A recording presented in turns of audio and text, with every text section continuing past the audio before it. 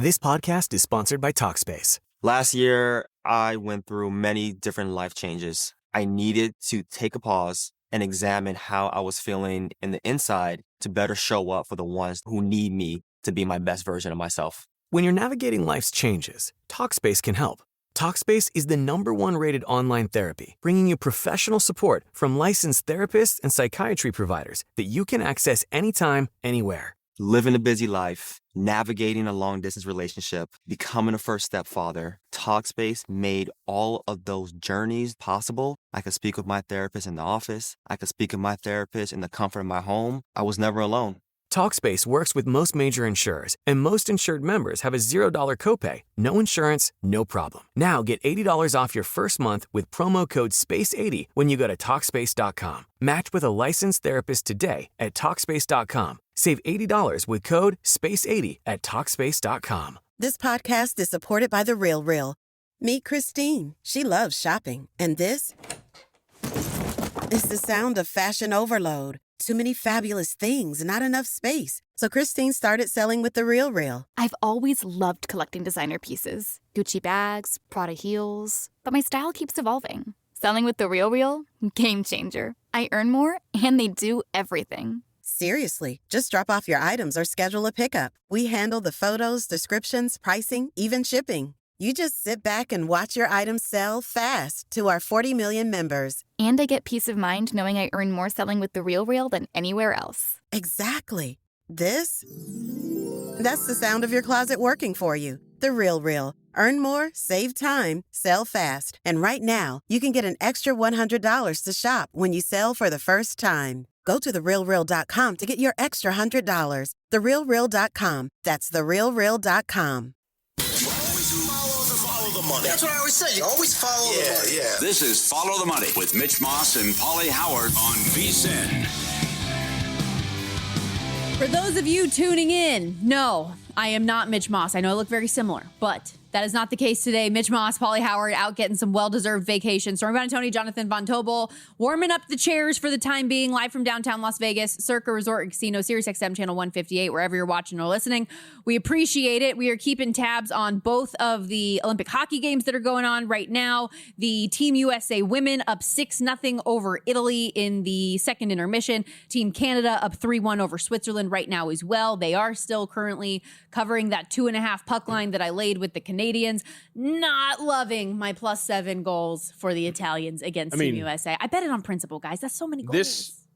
This is the score that we need. Okay, for everybody to be happy, this is the score that would be, if this was the final, we would all be happy. I have -5.5 in game. You've got +7. Okay, so a 6-0 final is fine with me. So I will root for nothing. You know, something tells me Team USA is going to score a bunch more goals still.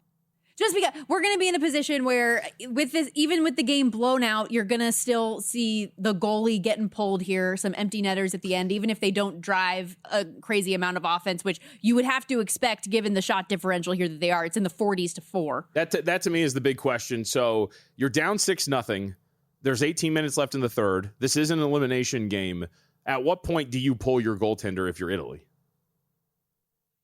I don't know the answer to that, but you would anticipate early. Because I would assume that as the... But I just don't know if it really matters. At this point, do you just... But, you know, you're assuming like as the two things are kind of wearing down, right? As you're continuing to get shut out, but as the game is wearing down, like at some point, those two things will meet together and you're like, all right, we got no choice. So we got to pull somebody here. And I would expect down 6-0, you know, and then in the first, 5 minutes, if you can't generate anything, don't you really start? I mean... With like 15 minutes, you're down 6 goals. I hope not. You're down 6. You got to generate that much in such a short amount of time. They would say it's getting late early. 40 shots to 4 right now. That's the other part about it. It's not like Italy's getting unlucky. Yeah. They can't even possess the puck. No, this entire game has been played in their end. 3 power plays? So they've had 3 power plays. And 2 shorthanded goals scored against them. 2 shorthanded goals against them, and they have 4 shots on the game. God. They're and so bad. I told you. So I made this bet, and as I was prepping for the show earlier this morning, I read an article from like a writer that I like, and he wrote, I think Team USA could be in double digits here, and that is potentially in play, considering they just had a 5-goal second period that's in play here. I mentioned this for our audience that wasn't with us. I feel like the fact that this was a 1-goal game after one, the shot differential was 20-2 for the U.S. women in the first, but the Italian goaltender was freaking all over the place, standing on her head, all the things.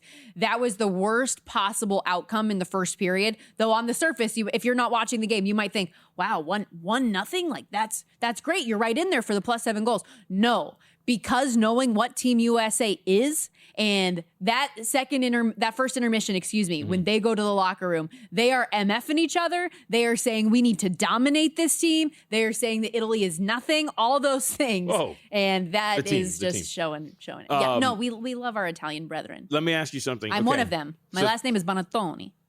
I mean, do you identify? Which is actually, I think I told you this when I went to Italy. When I went to Italy last summer, my last name is. We Americanized it when they came over back in the day, threw a Y on the end of my last name. The proper pronunciation for my last name is Bonantono, but we all say like Bonantoni. So, yeah, what are you going to do? It was very embarrassing when I was checking in at my hotel. That story really petered out. I thought you had something. No, it was just embarrassing when I was checking in at hotels and like they look at my last name and just kind of look sideways at it. So, so my question for you is, as we're talking about this from the perspective of pulling a goaltender and they're getting shut out right now. So spread-wise, this is USA -7.5, -165. So obviously you would need 2 goals to get there and shut out Italy or whatever it is. You need to cover that number. The total for the game is 8.5 over +140. So you need 3 goals here. Again, to the question of... that actually seems kind of... Right, that's what I'm asking. So like to the question of bet it, but... when you pull the goaltender, I mean, and how many... The other point of this is how many empty net goals do you give up before you stop? In terms of putting the goaltender back? That's the other question. You know more strategy about hockey than I do, so I would acquiesce to you on that. But my whole point here is like you're talking about, I mean, over 8.5 and +145, you need 3 goals, but we are in a scenario in which Italy is going to pull their goaltender at some point and maybe even allow 2 empty netters before they maybe even think about giving up on the plan. So, and then even then, the other side of it is... And it just flipped to 7.5 now. People were like gobbling up the plus money on that, so it's -200 now over 7.5. Yeah. Okay. But I do think, like, I agree with that thought process, though. I think that's probably worthwhile and maybe would have been a decent hedge attempt, but I also just don't want to go more in the hole on this game if I don't have to. That said, still to come this hour, coming up in about 10 to 15 minutes, VSiN's own Jensen Lewis is going to join the program. We're going to talk through some college basketball. He's got plays for today. Major League Baseball, former MLB pitcher. We'll get some of his big picture thoughts as pitchers and catchers have all reported now. Also some college baseball. It's college baseball opening day, so the road to Omaha starts now. End of the hour, we will also get into the NBA All-Star Weekend, talk some 3-point contest, dunk contest, all of that stuff. But so a news item that was kind of top of my mind today that I thought was interesting circulating on social media was the NFL memo informing all 32 teams that it has prevailed in its grievance against the NFLPA in its team report cards. An arbiter determined that the PA's conduct violated the CBA and ordered them to stop making public any future report cards that they put together. Billionaires hate accountability. Yes. That's so funny to me. Yeah, they do. They've been so bent out of shape on some of the grades that some of these organizations have been given. Well, from what I understand, I don't know if these were real reports, but I think it was Woody Johnson, one of the Jets, that was one of the ones, the leader in the clubhouse that put the kibosh here. Who got a net last year. I was going to say, and oddly enough, the Jets got a net last year, so you can kind of put those two together at this point right now. JJ Watt tweeting about it said the NFL won't let actual players grade the workplace they attend every single day, but they will allow a third-party grading service to display their rankings of players on national television every Sunday night, which is true. They do have those PFF rankings on individual players. Alvin Kamara. I don't think there's any correlation there, but okay. I get what he's saying, and I actually think that's a pretty good flex. Alvin Kamara suggesting players should make one and just tweet it out at the end of the year on their own. Sure. It can still be done. But I just think it's funny. Like, it's one of these things that has, for me, as like people that do content, people that take in the league every day, that is something I look forward to every year, seeing whose grades are the worst and seeing if any of these teams make changes. And we've seen a lot of them make changes. Like the Chargers, I think one of the things that comes through on these report cards each year is how you treat families. They went from 30th in the NFL 2 years ago in how they treat families to 5th last year. So like oftentimes the grade that you get here has invoked change in the organization in a positive way. And yet they're like, we can't have this. We can't have this out there. Yeah. I mean, I don't know if there's obviously not much impact in our world, but I will say this, to wrap this and bring this to the Jets as a whole, this is exactly what this organization has been. And you even go to this offseason where the whole thing with Aaron Glenn and his defensive coordinator position, that he didn't want a big name coordinator. So now he has to run it, and just the little things that they do all the time to get in their own way, and why they're such a poorly run organization, and why you look at this team this year again and see, all right, this is going to be one of the lower power rated teams in the NFL, and tying these together, it's a loose string, but still, this is a poorly run organization. They are not a well-run team, and they have really no direction, and that has been part of the reason why they have been in the cellar for so long. We also saw some big news in college football yesterday. Ole Miss quarterback Trinidad Chambliss was granted a preliminary injunction that would allow him to play for the Rebels this year with a 6th season of eligibility, but the case might not be over. The NCAA can appeal what was a Mississippi Supreme Court decision after they denied Chambliss his request for a medical redshirt for the 2022 season at Ferris State, where, for anyone who doesn't know much about this story, he had really severe tonsillitis that year, and it created some respiratory issues for him. So he redshirted his first season, didn't play at all that entire second season with this medical issue, but at the time didn't submit for a medical redshirt then. Now he is. And that's kind of been his big argument with the NCAA, is that I did have I'm not trying to game the system like we've seen some other people, right, which I agree with from that standpoint. The judge, though, Robert Whitwell, which a lot of people have pointed out, who has a law degree from Ole Miss, is the one that made the decision and said the NCAA acted in bad faith to deny him an additional year of eligibility, hence why they have made this decision. What do you think of Ole Miss now? He's back. I mean, how good are they going to be? The NCAA can still appeal, so this isn't over yet. However, let's assume he comes back. I think that's huge for them, because I mean, your secondary option is Deuce Knight, which is going to be a step down from what you had in Trinidad Chambliss, who really showed what his worth and value was to the team last year. I'm not saying that he makes them gets them back to a semifinal, and that should be the expectation. Sure. But I think that they're a contender in the SEC. I think that they are a playoff team with him. The carryover that you have with Pete Golding at head coach as well, the leadership that he instilled, the confidence he brought that group, and the multifaceted skill set he has. Why couldn't they be? Yeah. I mean, he answered some questions, obviously, with that run and the way that he was coaching them, that he can get a lot out of a team. So there was a lot of people that I think talked about Ole Miss as a one. I mean, a lot of us assumed that they were just going to get eliminated, but the other part of it is that they weren't really a threat because of the change of head coach, and it seems like Golding maybe has an opportunity to really do something here. I think so too. In part, the statement from the NCAA in retaliation from this, quote, "We continue to defend the NCAA's eligibility rules against repeated attempts to rob future generations of the opportunity to compete in college and experience life-changing opportunities only college sports can create." And I would say this is not the right fight for that. In my view, that's not what this is with Trinidad Chambliss. But the professional athletes that are trying to come back to college, that's what we should eliminate. The guys that are getting 9th years of eligibility, that's what we should eliminate. What we should not, or what we should also eliminate, actually, is paying full price for gas. You don't have to. Download the free Upside app. Earn real cash back every time you fill up. It's quick. It's easy. It adds up. Drivers are earning $200 to $300 a year just by buying the gas they're already getting. Use promo code SPORTS for 25 cents back per gallon on your first tank. Cash out anytime in your bank account or e-gift cards like Amazon. Download the free Upside app now. Again, use that promo code SPORTS for a limited time. 25 cents per gallon. Offers vary by user and location. Upside.com for details. Jensen Lewis joining us next right here on Follow the Money.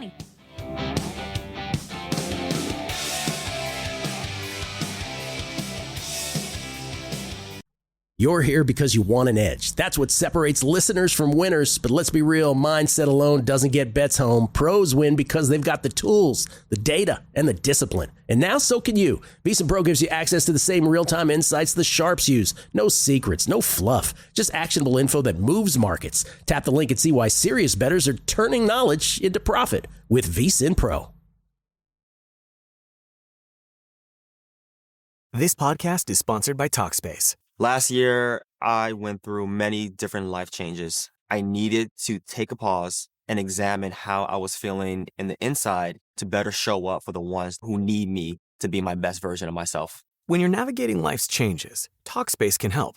Talkspace is the #1 rated online therapy, bringing you professional support from licensed therapists and psychiatry providers that you can access anytime, anywhere. Living a busy life, navigating a long-distance relationship, becoming a first-step father, Talkspace made all of those journeys possible. I could speak with my therapist in the office. I could speak with my therapist in the comfort of my home. I was never alone. Talkspace works with most major insurers, and most insured members have a $0 copay, no insurance, no problem. Now get $80 off your first month with promo code SPACE80 when you go to Talkspace.com. Match with a licensed therapist today at Talkspace.com. Save $80 with code SPACE80 at Talkspace.com. This podcast is supported by The Real Real. Meet Christine. She loves shopping. And this is the sound of fashion overload. Too many fabulous things, not enough space. So Christine started selling with The Real Real. I've always loved collecting designer pieces. Gucci bags, Prada heels. But my style keeps evolving. Selling with The Real Real?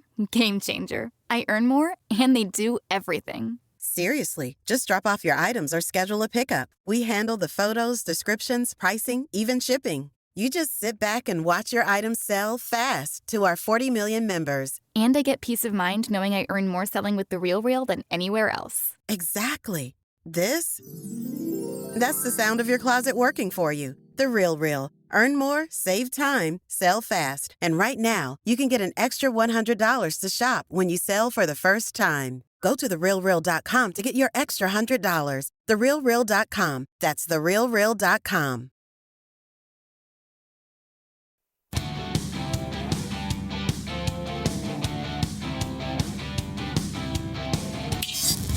This is Follow the Money on VSiN.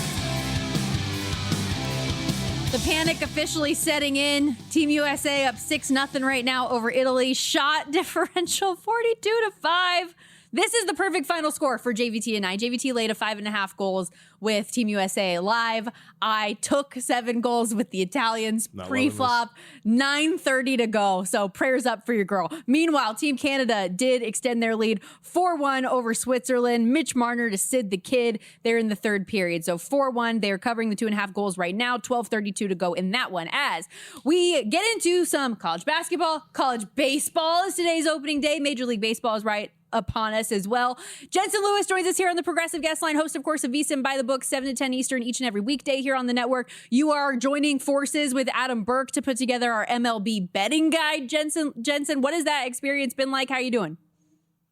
Back to the college days, Stormy and JVT. Most writing I think I've done in a 2-week timeline. JVT, I'm sure, can sympathize doing it for the betting guides on the basketball side. But excited to get it out. And as you guys know, when you get it on deadline, of course, a boatload of moves happen right after you submit everything. So we are going to have some of those, at least on my side, that will be dated by the time it comes out on the 17th. But all in all, always a great thing to do and kind of get primed and some angles for people to be able to leverage not only for season-long props, but also for some win totals as well. As Adam Burke can attest, I've never met a deadline that I can't make. So let's see if I'm sure he had a better time working with you. Let's say he forgot his final score prediction for the Super Bowl. He didn't. That's all you had to do was just the final score prediction. Come on, man. Anyways, go ahead. All right. What was your favorite thing to write about? What was the thing that when you latched onto it, when you saw it, what's a nugget that you can give our audience that they'll look forward to in the guide? Yeah, JVT, when you look at when the win totals come out, I'm not usually a person that will bet them right away because usually when you get to camp, you start to see injuries and also ones that are kind of under the radar that all of a sudden come up in the first week once reporters get there. So I think the Hamate stuff, and I'm sure you guys have touched on it throughout the week, is really significant when you look at some of the player props. When I was writing up the Arizona Diamondbacks, one of my bold takes was that Corbin Carroll would finish top 3 in the MVP voting. That's not going to be the case anymore. So for me, and for people that don't realize it, it's not just the recovery timeline to get back to play.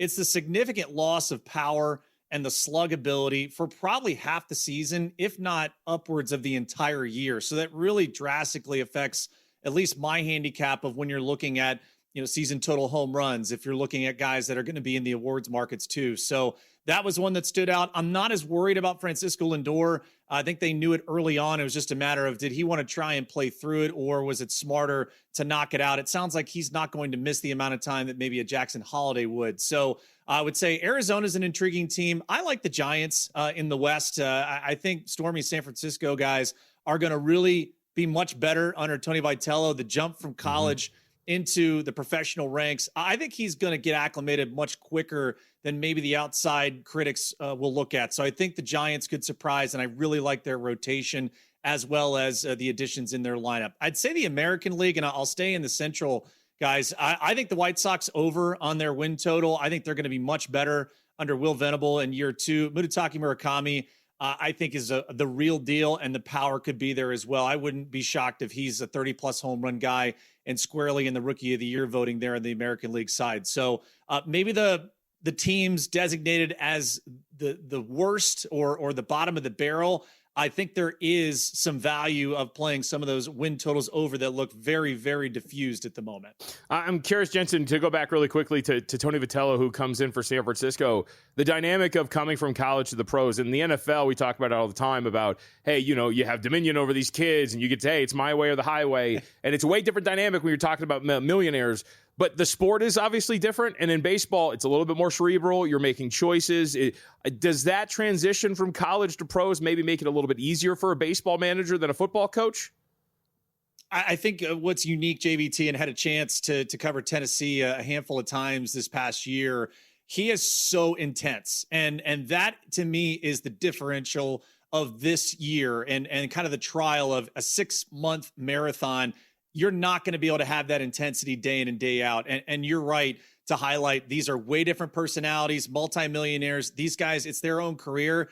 They don't need a manager kind of telling them what to do and what not to do. So I think his attention to detail is really going to catch a lot of those guys in a positive way. He is really going to drill down on the fundamentals. It was a hallmark for him at the University of Tennessee. They're a really fundamentally sound team defensively. They hit an absolute boatload of home runs. I think he's going to infuse not only the youth there, and we're kind of seeing it now, Stephen Vogt in Cleveland here the last couple of years. You're going to see it with Butera there in D.C., although I think the Nationals are not anywhere near a contending window here, at least this season and next. But that youth movement in that managerial seat, Skip Schumacher, I think it's going to be phenomenal with the Rangers. A lot of respect around the league. He got to learn under Bruce Bochy. So it's about surrounding yourself with a great staff. Tony Vitello has done that. I think the Giants can surprise out there in the National League West. As your boy Dave Ross likes to say, our closer, Jensen Lewis, joining us here on the Progressive Guest Line, host of VSiN by the Books. You can follow him on X at JLou50. That is the word 50 spelled out.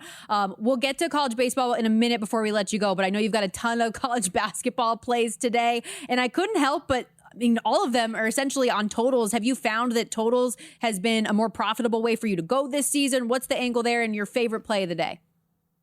Stormy, this has been the worst for me in basketball. I can't hit water falling out of a boat right now. So if you want to just fade me, that may be the profitable way to go right now. But we hit a nice outright on the Milwaukee Bucks yesterday over the Thunder. And then transitioning to, as I said with Dave this morning, the Smarty Pants plays here. A lot of Ivy League trends that kind of surface for us.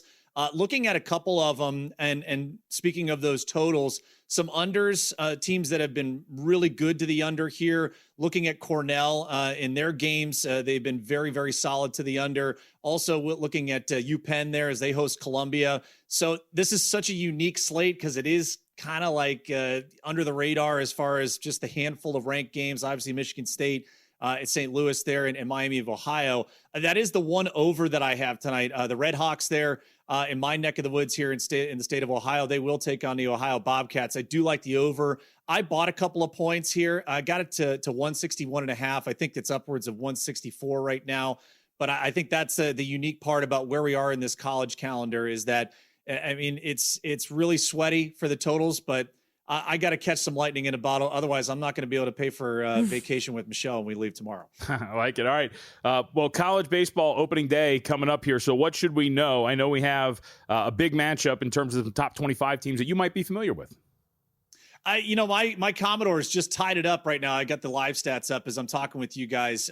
They are in the Shriners College Children's Classic down at the ballpark at Arlington, or is it Globe Life Field there, home of the Rangers. Really a unique setup in college baseball, guys, and we see it similarly in college basketball. Early season tournaments, getting a lot of these colder weather teams that will come south and be able to play in some of these controlled environments. Also out in Surprise, Arizona, a great amount of talent out there. We'll see a team in Arizona that I covered in the Super Regionals in Chapel Hill. They're out there, the late game. But what I really like, and as an SEC guy, I think we get a bounce back this year, guys, from the Southeastern Conference. They really took it on the chin.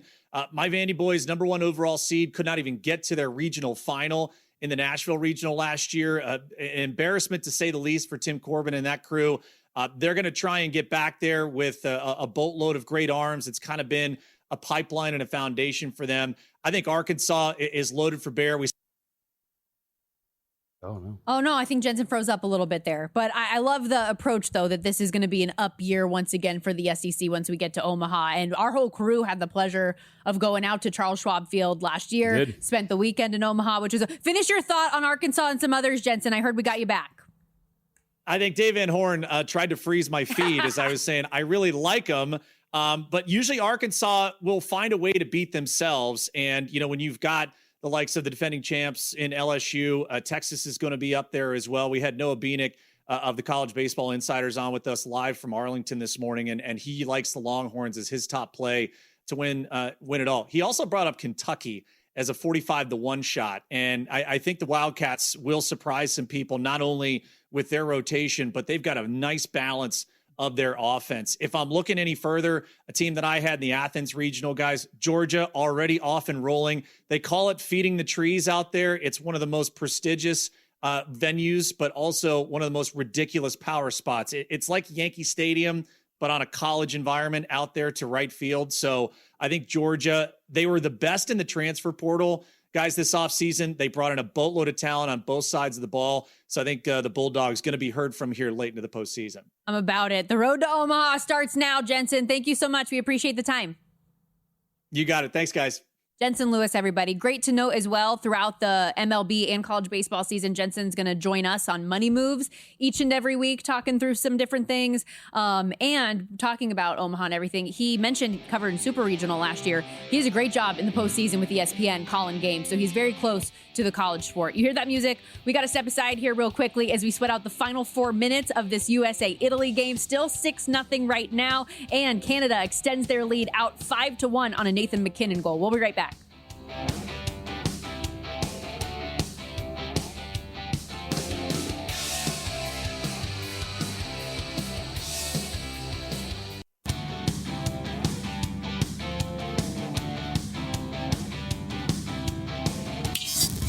This is Follow the Money on VSiN. 50 seconds to glory. Hold on, Italy, please. Relax. 6-0 right now. I took 7 goals with the Italians. JVT laid 5.5 with Team USA. Let's not have any mayhem happen. 35 seconds to go. Oh, my whole body's hot right now. I mean, just let them play. Yeah, just keep this going. You need to talk. Well, I mean, so do you, but we're watching this. I'm more stressed than you. You know that Italy's not going to score. Well, you don't know that at all. We definitely know that. We definitely know the Italians aren't going to score. It's just a matter of if Team USA Hockey is a ridiculously stupid sport. I will give the Italians so much credit, though. For getting their rear ends kicked? For how hard they are still skating here in this game. Congrats, you lost 6-0. They were awful in the first 2 periods. You know what they say about good teams and great teams, JVT? I have no idea. Yes, you do, and I hate you so much for this. But, okay, I'm stressed. We had a little stoppage there briefly. They're about to drop the puck. Oh, you talking about the good teams, bad teams cover, whatever it is? Yes. Sorry. Good teams We're win. locked in, dude. We got 23 seconds Great here. teams cover. Can the Italians just hold on one more? I'm telling you. And you right said now. it. We were talking about it. They couldn't pull their goalie. Yeah. Because of how much they've just been playing in their own end the whole time. How much time do you think in this period they have spent in their own end? I would be fascinated to see what that. What would you give the Italians a minute that they've been out of it? Yeah. I don't think it was more than just a minute. Like, they are getting absolutely destroyed. And yet here they are. 6.7 seconds left. The shot differential, for those of you listening in your car, at home, don't have this on the screen. Oh, come on. Team USA has outshot Team Italy 51-6. 4, 3, 2, 1. We got it? Follow the whistle, baby! Game over. Now I can nux you, and Come then on you now. high five me. Come on, you're supposed that's a dap. I am so happy right now. I'm so happy. You gotta try it again. Let's So you go. got a dap. There you go. Come on now. I tried to go for the double. Well, because I'm you just did- you gotta embarrassing hook. myself left and Okay, right yes, now. you do. All right, try it again. You got to hook when you go. There you go. I almost came Come out of on my now. chair on that one because Yes. you hear the emotion. I'm so pumped right now. That's great. Okay, snap after 6-0 two. final. Team USA. They do not cover the 7.5 closing number on the puck line, although just another dominant performance for them. They are going to win gold in the Olympics. I am telling you this right now. What a run in Olympic hockey for me. You're on a heater with the live play. All I know, live this plays. is insane. We'll take it. We'll take it. I don't think that this is Pay going for that to. Pokemon This card. was an elimination game, by the way. So the women are out of the preliminary round, whereas the men just got theirs underway a couple days ago. So this is a quarterfinal matchup. Italy is now done. Team USA advances to the semifinals. This was. I don't know how significant this will move their odds to win it all. Prior to this game, they were minus 320. We had the conversation with Mike Palm on the program this week about how his opinion was it's going to be a collision course on the men's and women's side, most likely. USA, Canada, going to go to head to head in the gold medal game. If that is the case, just wait for the rematch with Team Canada for the gold medal game because that number is going to be significantly lower, you would anticipate, especially if they get their captain back. Yeah. On the men's side, where things sit right now, we still have a couple minutes to go, I believe, although my box score refresher is not going great on this game. 5-1 at last check for Team Canada. No, this is one of those, unless they transition it over. Right here. You got 2 minutes, 50 seconds left. 2:50 to go, still 5-1. We were talking about this in a commercial break earlier. The firepower that this freaking Canadian team has, you look at these goals and just the line combos you have. The first goal of the day on the power play, Makar to McKinnon to McDavid for the first goal. McKinnon to Celebrini, Makar to Marner to Crosby, Celebrini, McDavid to McKinnon. I mean, it's just, they are so good. I placed a plus 114 bet on them earlier this morning to win gold. Ultimately, obviously, I am pro USA. I would love America to come out and win their first gold medal since the Miracle on Ice game in 1980. That would be unbelievable. What do I think is going to happen? I think we get a Team USA, Team Canada head to head, and I think Canada wins it. So if I can still get plus money on this team now, I'm going to take it because there are a handful of books that already have them as minus 110. Okay. All right. I might tell you on that.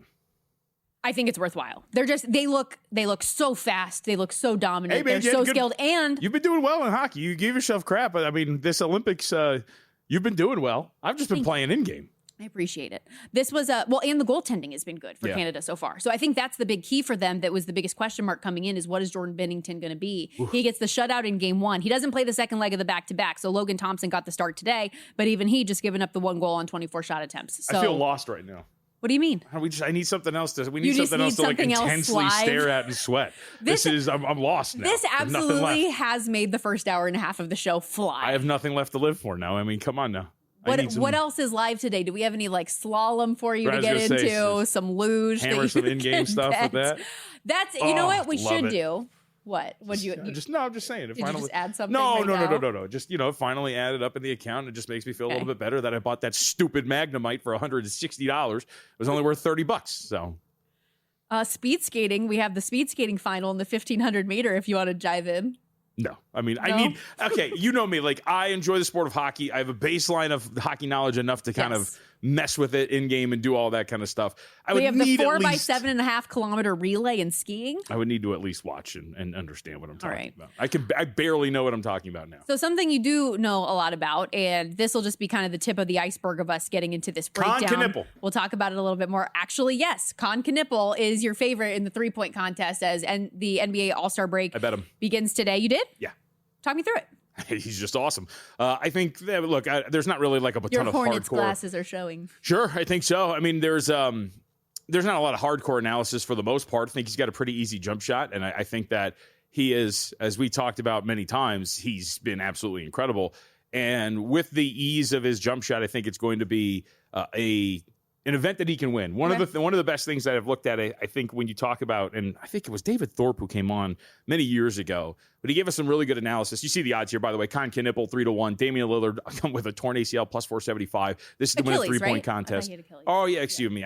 What am I talking about here? Jamal Murray at plus 550. Tyrese Maxey 650. Donovan Mitchell 650. Devin Booker plus 750. Norman Powell 8-1, and then Bobby Portis 11-1. And I'll focus on like Powell for a second because that's something that was really stuck out to me, but I think it was Thorpe. I'll give him credit for it. Malik Beasley, who, by the way, just signed with Bad Bunny's Puerto Rican-based basketball team. He was in this one year, and I had bet him, but he had such a good point about like the not violence of his jump shot, but he's got a very high jump shot, goes up really. So it's hard to do that consistently over the course of a lot of rounds. You kind of want an easier looking jump shot, something that's not going to fatigue you over the course of it. I think Knipple's got that. He's obviously very, very good as well. He's young, which I think is going to help him out here too. Look, he's for a reason. He is the best shooter right now in this field outside of Damian Lillard when Lillard's at full health, and we know that he's not. I know he's capable of performing here, but you'd have to wonder as well, Damian Lillard over the course of multiple rounds of this thing, how he feels, what it looks like. So give me Knipple. I think he's the guy. Bet him at 3-1. So can I ask you a stupid question about Damian Lillard, though? Sure. Because obviously, like, he has not played a minute this season. He's done for the year with the Achilles. Does that hypothetically, like, what has he been doing this entire time that he has been rehabbing? Probably just static, getting up shots. Yeah. Could that hypothetically actually be advantageous in something like this, where that's what he's been doing more than anything else? Oh, yeah, I think so. My question is more of the longevity of the event, more so than his ability to actually hit the shots. So, and I will tell you, there are, for anyone who is unfamiliar with some of the changes that have been made in the three-point contest over recent years, 5 racks, each rack has 5 balls. 4 of the racks has the money ball at the end worth 2 points. Their 5th rack is all money balls, so each one of those worth 2 points. You also have the addition of the 3-point starry range balls. You get 2 of those that are each worth 3 points for a 40-point max. So yes, that is a lot of shots that you have to get off in this. There are some other markets for the 3-point contest in addition to just who the outright winner is going to be. You can also bet to qualify for the final. Con Knipple, your boy, minus 110 in that. Round 1 scores over a certain points threshold for round 1, whether a player will make one or both of those shots from starry range. So there are a few different, like, they're giving you a lot of options for this thing if you want to get involved. And this is the star of All-Star Weekend now. I think so. Yes, I think so. I mean, I'm glad you put now at the end of that, because it used to be the dunk contest. It's been 10 years since Aaron Gordon and Zach LaVine went at it as members of the Magic and the Minnesota Timberwolves, respectively, in a really good dunk contest, maybe one of the last great dunk contest. But at this point, to me, this is the real only bettable event. This is the one that you really want to watch as well. It's an easy watch too. So this is one I get excited for every year. And then outside of that, I mean, whatever. But this is the one that I'm in for. And that's the thing I was thinking about too. Even in the dunk contest this year, at least there was some fun with the whole Mac McClung thing and what is he going to do next? And he's doing it year after year. He's not even in it this year. Yeah. So it's not even really a familiar name that you're used to seeing from that standpoint. Did you get, and we can talk more about All-Star Weekend in general a little bit later. We'll revisit this. But do you care about anything else betting-wise when it comes to the weekend? The Rising Stars game? Not really. No. I think they're just near impossible handicaps outside of a couple of years when they were changing the format and maybe books didn't account for whatever, and so you could get some edges there when it comes to the total, whatever it is. I don't think there's really anything that you can look at that you can handicap and feel comfortable. We have gone final in Milan for the men's hockey game as well. Canada beat Switzerland 5-1, so 2-0 and with your play 3-0 for us on the hockey plays today. So hopefully we can keep that rolling. We got to step aside, kicking off the next segment. I thought it was going to be hour 3. It's not. We got 15 more minutes this hour, but we'll be back. Follow the money next.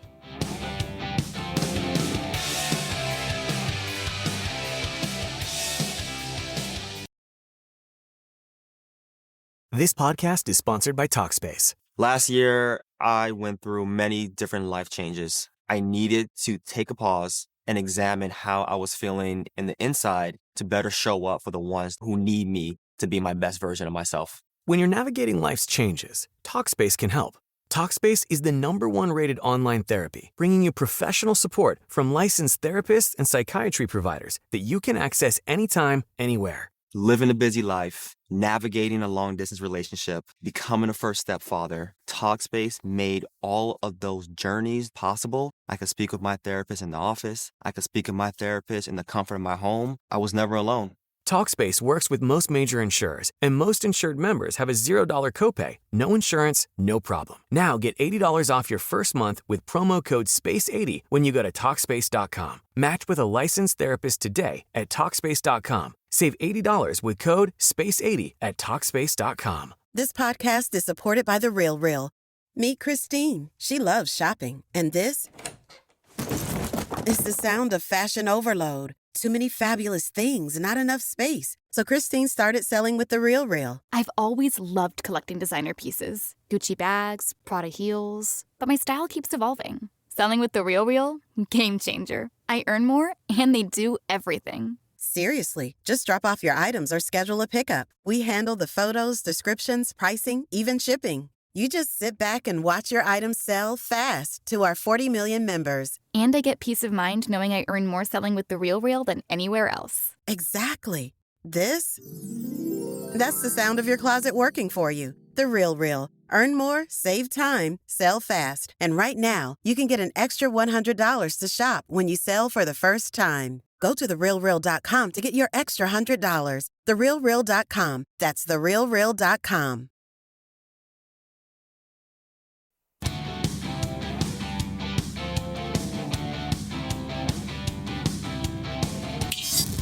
This is Follow the Money on VSiN. Back here on Follow the Money, Stormy Buonantony, Jonathan Von Tobel in for the guys. Live in downtown Las Vegas, Circa Resort and Casino. Had a fun sweat over the last hour and a half on the ice for the Olympic hockey on both the men's and women's side. Team Canada ends up coming through. They cover the 2.5 on the puck line over Switzerland today, getting it done. A few of those goal scorers to come through for you. Nathan McKinnon have a day, 2 goals, 2 assists for him. He was plus 120 for an anytime goal. I mean, a lot of these guys were such short odds. McDavid plus 140 for an anytime goal. He also cashed first goal for you, plus 950, added 3 assists as well. Macklin Celebrini plus 190 for an anytime goal, has a goal and an assist. Crosby, who 2-1 here to have an anytime goal. He had multiple assists in the first game, couldn't get anything through himself. He does today, though. On the USA women's side, that was a sweat after. So it was a slow start for Team USA, despite outshooting Italy 20-2. They only got 1 goal on the board on a power play. Second period, we see this goal scoring explosion where they put up a 5 spot. No goals in the third period. So 6-0 ends up being our final there. Team USA wins, but does not cover the closing 7.5 on the puck line. Some of the Hannah Bilka, she had minus 135 for an anytime goal. That gets home for you, but 7-1 if you had the last score on Bilka, who has been unbelievable so far for Team USA. Kendall Coyne had 2. Layla Edwards had 1. All over the board here for the USA women. Fun day having I love when we have live action. In our Money Moves window, we very rarely get games, and so it's kind of been fun to have this. Yes, it's been great. I've loved every second of it. You have, because you've been adding to your bankroll. This has been a fun run of in-game Olympic hockey. I have no idea I wouldn't say I have no idea, but this has been fun. Okay. I have a new appreciation for betting hockey live. I'm happy. That's good. Maybe we can do that a little bit more throughout the season. Do we have day games ever? No, I was going to say maybe we could hang out and watch game, be friends. You didn't invite me to your Super Bowl party, so I don't think so. You said you had plans already. You wanted to watch it at a book. You didn't have technical plans, but you wanted to watch it at a book. No, in my house. The quote I could be a bookie for you that day. The quote I used that day was just, "Let's see where the wind takes me." That was it. Okay. Do you want to hit on some big news in the college basketball world over the last 24 to 48 hours? North Carolina. Got some, we do. 3 top 25 teams in action after what was a pretty dull slate yesterday. Although, credit our boy Tim Murray, he gave out the Denver play against South Dakota State. Yeah. That comes through. It doesn't matter how it cashes, as long as it does. Doesn't matter who it is, where you watch it, get it done.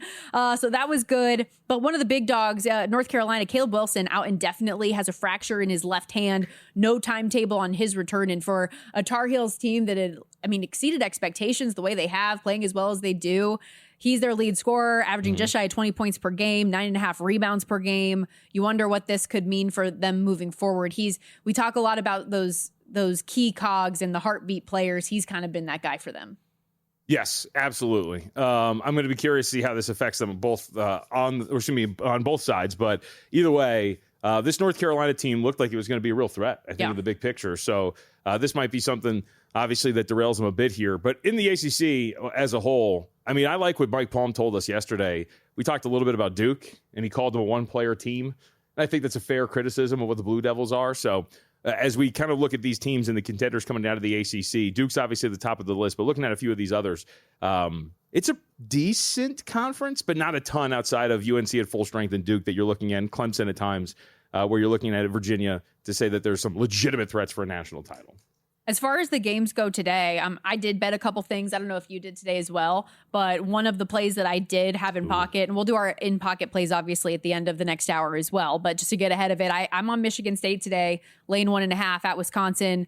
I joked with Greg Peterson when we had him on the program earlier. Both of these teams, coincidentally, coming off of overtime wins against Illinois, but the one for Wisconsin, much more recent, and I think a very clear potential letdown spot for them. Michigan State, I mean, they are well rested, haven't played that since that last game last Saturday, so a lot more time to separate and prepare. They just feel like the side, especially with how good their defense is. I liked the point that Greg made about their three-point shooting too, even that being something that's better coincidentally on the road than it is at home. When I was going through the ratings in KenPom, number 10 ranked in the country, but number 10 at KenPom as well. I felt like a lot of things just kept showing up Sparty for me in a tough schedule spot for Wisconsin. Yeah, I think that makes some sense. I mean, when you look at Wisconsin too, one of the things that I think a lot of people were looking at with Wisconsin and kind of hoping that maybe they were going to lose that game against Illinois on Tuesday and you'd be better spot situationally. But you're coming off of 2 overtime games and a big upset of Illinois on the road. Now coming back home after both of those games, it's kind of a tough spot to be in. So I know situational handicapper's probably more in your direction when it comes to Michigan State. So I think that makes a ton of sense if you're going to play against them here today. Miami of Ohio land. Ooh, buddy. So you've tried to pick your moments to fade this team on the spread. I mean, I was going to say, yes, you're right. The spread, right? The Kent State game did not get there, but we had the UMass game, the Buffalo game. So there's been those spots that we've tried here. Dude, we should have gotten Kent State. You should have. That was the overtime. That was Kent State inbounding the ball with 13 seconds left, up by 1, I think it was, and turning the ball over and then eventually going to overtime. Yeah, we should have gotten that one. But either way, yeah, so I make that noise because you're right. I see this, and I'm like, man, 9.5, that seems like a lot for my – because here's the thing. Miami, Ohio is obviously a very good team. This is not to make them out to not be one. But as I keep saying with them, and we see market's on my side here because it's down to 8.5, they're such a good one-shot offense that you wonder if that expires at some point, but it doesn't really matter at this point. And if there was a team that I wanted to go to battle with against Miami, Ohio, I would want a better team than what the Ohio Bobcats are going to give me, and that's what my problem is here. I think you can make the argument that the number's a little too high just because Miami, Ohio is at the top of its power rating and they haven't really been covering numbers. But the Bobcats' offense has been pretty bad. They're 9th in the MAC in terms of offensive efficiency. They're okay, middle of the pack on defense, top 5. But along the perimeter in 2 folds, they've been terrible. They can't shoot the ball, and their perimeter defense has been abysmal. 30.3% from beyond the arc against MAC opponents, and they're giving up 36% from beyond the arc. Against Miami of Ohio, if you got a leaky perimeter defense, that is a poor sign here. So I wanted to play it. The market is heading in that direction, so I missed out on the 10.5. I was a little too hesitant there. Yep. The total also seeing a slight move toward the over from 162 up to 163.5. Miami of Ohio is averaging a Division I high 92.7 points per game. They're tops in effective field goal percentage. Mm-hmm. That said, as I brought up earlier, strength of schedule for this team, 350th in the country, not ideal. Did you agree or disagree with Greg's sentiment that they could get tripped up and lose a game or 2? Oh, yeah. And still be in the tournament? Well, so I wonder, because looking at some of the numbers, they're minus 230 right now to make the NCAA tournament, plus 175 to miss. If, yes, the obvious trip up spot is Bowling Green coming next week, could it be a situation, though, where when it rains, it pours, you maybe lose 2 games, then you are in a position in the tournament where you have to win and maybe even have to beat Akron? Yeah. I mean, clearly your margin of error is thin if you're Miami, Ohio. I think you can lose 1 and be okay for the most part. But, I mean, if you lose, I think it depends also where that loss comes as well.